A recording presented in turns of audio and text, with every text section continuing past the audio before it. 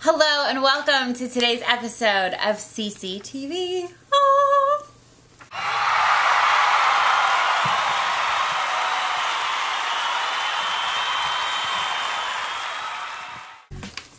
Hello and welcome to today's episode of CCtv. I'm Christina Carlyle here, and today's episode is all about how to end emotional eating, and this is, I feel, a long time coming.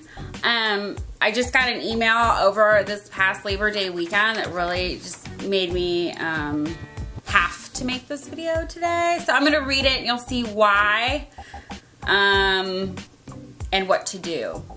And Maxine writes, "Hi Christina, I just watched your How I Lost 30 Pounds and Kept It Off YouTube video, and I am seriously touched and inspired. I too struggle with manic depression and of course have an epic battle, war is more like it, with my weight.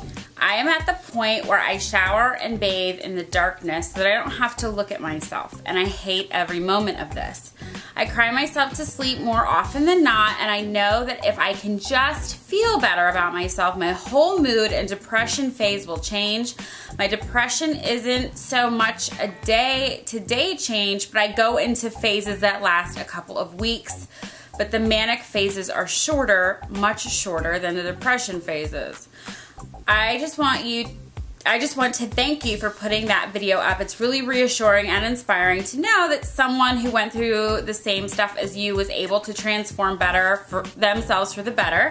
I am really hoping that this time around I can get my mind right and make myself better, look better, and mostly feel better. Excuse me. I have purchased your cookbook. The stuffed peppers and zucchini boats are my absolute favorite so far. I actually just finished cooking for tomorrow's lunch, and I made the chicken salad with the almonds and the grapes. And seeing that it's 11 p.m. my time in South Africa, and I hate cooking, it just shows you how much you've touched the healthy and fit girl inside of me that has been begging to come out forever. Please know that you're making a difference in so many people's lives, especially for girls like me. And I really appreciate your outreach, inspiration, support, and motivation. Thank you so much. And seeing that it's 11 p.m. my time in South Africa, and I hate cooking, it just shows you how much you've touched the healthy and fit girl inside of me that has been begging to come out forever. Please know that you're making a difference in so many people's lives, especially for girls like me. And I really appreciate your outreach, inspiration, support, and motivation. Thank you so much. This is a bit of a ramble, sorry for that, but I do have a question. How the hell can I get my mind right? It's like having a monster inside of me that says, eat the paste, eat the cheese, have more chocolate, and the monster always wins. How do I silence that voice? How do I stop this vicious, destructive cycle? I just want to be happy again. From such a fan, supporter, and admirer, xxoo, Maxine. Okay, thank you, Maxine, for this letter.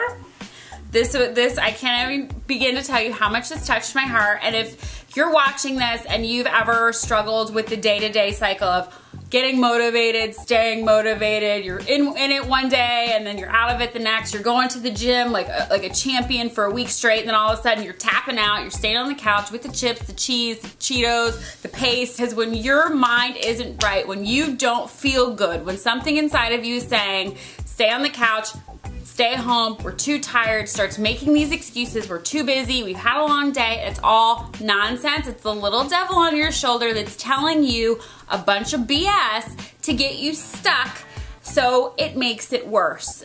That little devil is going to convince you to do things that exacerbates your negative feelings. So if you're eating a food that you think is gonna be good for you and pump you up and give you energy, well, it's actually gonna make you crash, set up a craving so you'll eat more, so you'll come up, crash, and crave it some more. It's a very vicious cycle. So is staying away from exercise, because exercise naturally boosts up your endorphins to make you feel good. And when you feel good, you are good. You have energy, there's a little more pep in your step. And everybody who's ever struggled with emotional eating understands this. Now, if you're just the person who just, your motivation ebbs and flows because you have this devil on your shoulder, or just whatever, it comes and it goes, consider yourself lucky.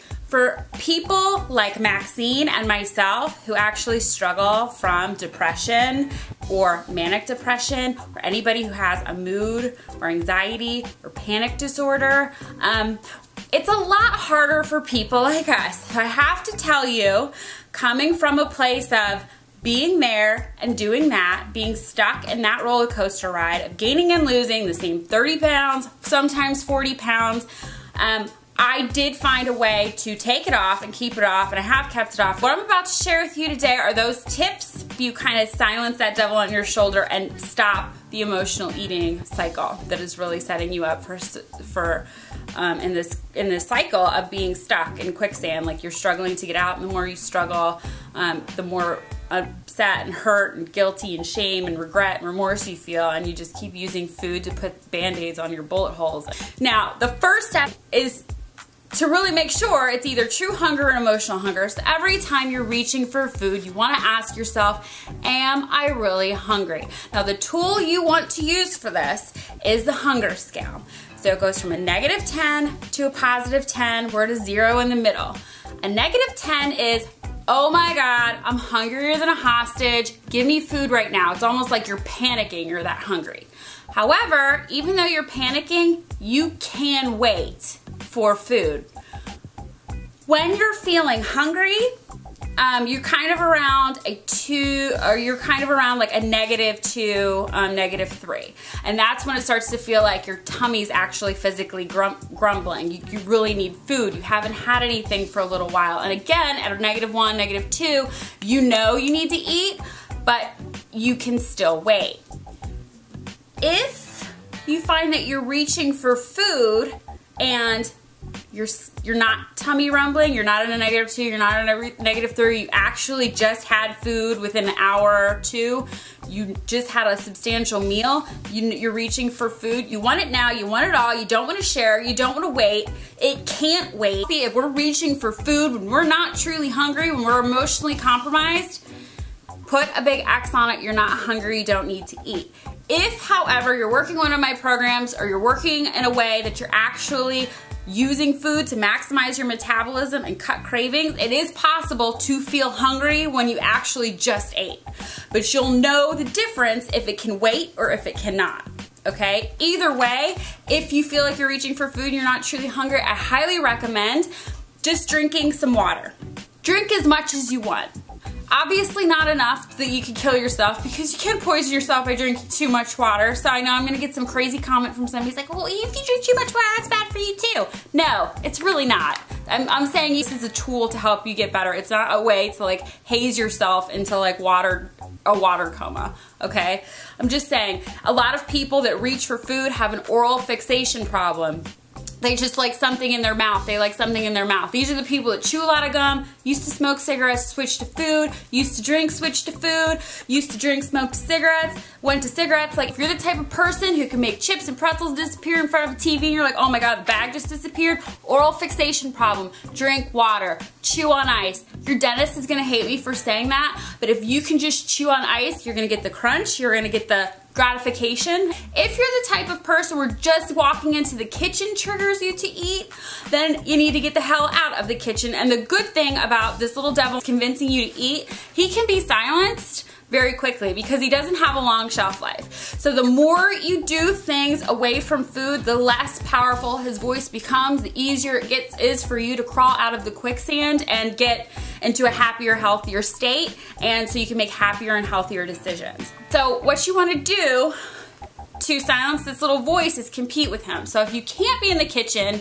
with your water or whatever, just anything in your mouth, if that's gonna trigger you, and I know people with strong sugar addictions, I used to have one, like I actually had struggled really hard with binging and all of that. So I get it. If you can't be in the kitchen, girl, I couldn't either. So here's the good thing. Because this little devil has a really short shelf life, all you have to do is distract yourself in either a productive or fun way until that little sucker is shut up, okay? So it's not even like we're shining light on that, like, oh, I can't eat, I can't have this, I can't go in the kitchen, I can't have food. No, stop paying attention to it. If you're giving it attention, it's just gonna get stronger and stronger and stronger, and you're gonna focus on things that you can't have. Don't even focus on things you can't have. Focus on things that you can do that have nothing to do with food, that will help you out and are productive, or like cleaning your closet, going through your receipts, vacuuming, putting laundry away, mowing your yard, going for a walk, whatever you can do to distract you that's positive and healthy and will help you reach your goal, that's what you want to do. Or you can do something fun. Paint your nails, play with bubbles, play with your kids, watch a TV show, whatever it is that doesn't involve food until that little shoulder devil goes away. So that's it. You either use a hunger scale, you use water to make sure you're taking care of that space, kind of satisfying hunger, but you're also helping with oral fixation problems, chewing on ice, chewing gum, whatever it is, if you're just craving that. Or you can compete with the urge. And those are the only 3 ways, and that's it. I've tried every other way, and this little easy breezy 3-piece method is the method I've personally tested, that came out of years of therapy, and trust me, like years and years and years of going up and down and struggling and feeling like I was the fattest, most unhealthiest, most disgusting person on earth. I used to take 9 medications at once. I had 2 surgeries in 1 year, and I had gained it was the heaviest I'd ever been in my life, and I was so unhappy and so unhealthy and so unfit, and I was like, I'm gonna fix this. This fixes it. This starts the ending the emotional eating thing that's really gonna get you where you need to go. Trust me. But I'm also gonna give you some more tips, because other things can help give you more of a benefit mentally, so you don't feel like you're so depressed and so helpless and hopeless, and you don't want to get out of bed, and all you want to do is cry and hide in the darkness and isolate, okay? Because I've been there too. So these tips are going to help you with that if you go to the dark side. The first one is to cleanse, because a lot of the foods we're reaching for are foods that are toxic. They affect our allergies, they affect our hormones, they affect our stress, they inflict inflammation, they cause an acidic environment, throwing off our pH, and they're also full of things that can provoke candida overgrowth. So the first thing you're gonna do is do a cleanse, because once you cleanse your system out, you're not going to have such a strong impulse to crave, because all that stuff's gone. So now you're just flatlined, and all you have to do is make sure you're eating healthy foods and working out and protecting your mind and your body and your health and your heart and your spirit in other ways. Okay, so you want to do a cleanse. Now, not all cleanses are considered the same. If you can buy it at a Walmart or a Target or a GNC, it's probably not the best cleanse for you. And if you're interested, I'll put a link below to what I recommend, my process that has worked amazingly for tons and tons of people. You want to make sure that you're also avoiding mind and mood altering substances, alcohol, nicotine, and cigarettes. Wait, cigarettes are nicotine. Alcohol, caffeine, and cigarettes. I knew I always do that with the caffeine and the nicotine. So alcohol, coffee, and cigarettes can affect your pH. They can make you very toxic. Those things can spike, especially drugs and especially alcohol, because they make you lose control. And if you're not driving your ship, who the hell is? Your devil on your shoulder is who's driving it. And they always drive it right through a drive-through. Eliminate those things, at least until you can get out of the pit and get yourself to a place where you're stable and, you know, feeling better about yourself and not isolating and hiding in the shadows in your bed all day.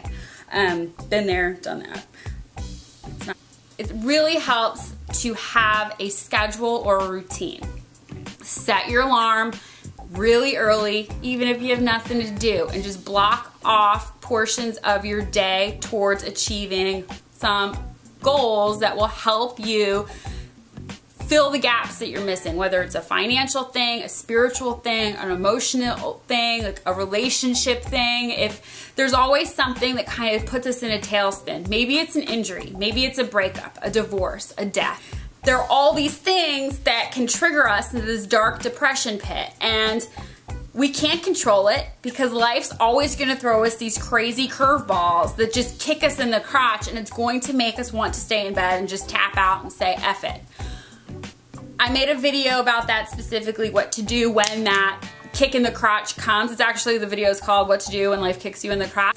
But this is just to have a routine so you can work towards the goals that are going to get you on a positive path, fixing the things that are like not right in your world. And 9 times out of 10, it's a relationship, or it's finances, or it's just feeling alone and unimportant and insignificant, like you're not connecting. So whether you gotta take an exercise class at the gym, or take a class, or maybe start dating, or just calling up your friends to schedule like a girls' night or a dinner date, or whatever it is that you need to do to fix these things, what you need to do when you make your schedule.